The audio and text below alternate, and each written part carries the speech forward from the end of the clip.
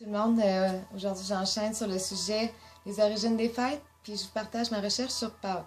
D'où viennent les fameux lapins de Pâques, puis les œufs de Pâques. Mais avant, je fais une petite parenthèse sur le fait que Jésus célébrait Pâques. Il est ressuscité la journée de Pâques. Et puis c'est pas pour rien. Dans le fond, ça date du temps de Moïse, quand il y a eu les 10 plaies en Égypte pour que Pharaon laisse partir le peuple. Ben, la 10e plaie, c'était de tuer les enfants. Et puis,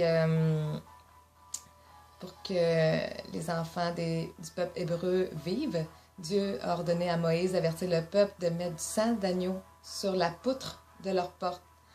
Ça prenait un agneau sans défaut, parce que Dieu a toujours eu besoin de sang d'une victime innocente pour couvrir le péché.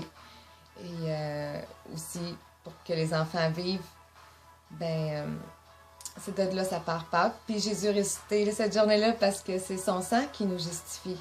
C'est pas nos œuvres, c'est le sang de Jésus qui fait qu'on est pur et sans tache devant Dieu.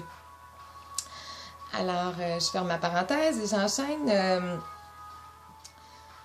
Bon, les œufs de Pâques, au départ, ça remonte à l'Antiquité. Puis ça n'avait rien à voir avec Pâques, dans le fond.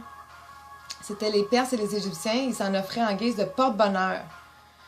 Puis les porte-bonheur, c'est vraiment pas de Dieu. Hein? Il n'aime pas ça qu'on mette notre confiance dans autre chose que lui. C'est vraiment une abomination à ses yeux. Puis, c'est ça, il utilisait les œufs dans ce temps-là comme porte-bonheur parce que, à cause du printemps, ça symbolisait le renouveau. Et puis, dans les fêtes païennes, il y avait la déesse du printemps qui s'appelait Éostre.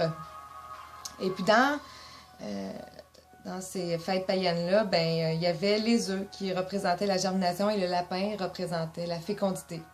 Puis ils utilisaient ça là, dans leur culte.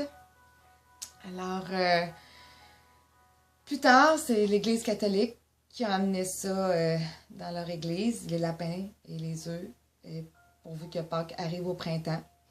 Et puis, il y a plein de choses aussi dans l'Église catholique qui ont rajouté, qui ne sont pas dans la Bible. Exemple, le carême. Le carême,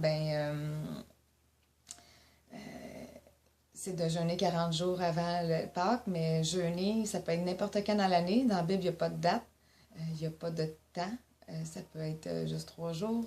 Tu peux jeûner aussi de télévision ou d'Internet, puis prendre ce temps-là pour Dieu, parce que jeûner et prier, c'est ça qui fait la puissance. Alors, c'est ça, le carême, c'est pas dans la Bible. L'obligation aussi de communier puis de confesser cette journée-là.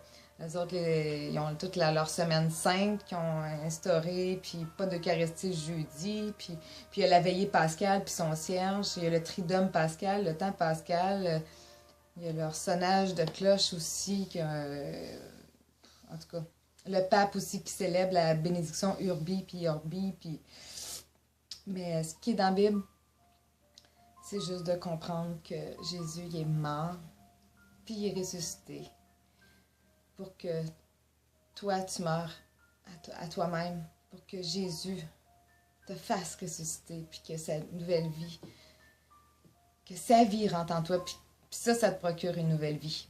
Alors, c'est ça, Pâques. Et les lapins, les œufs, ça n'a aucun rapport. Alors,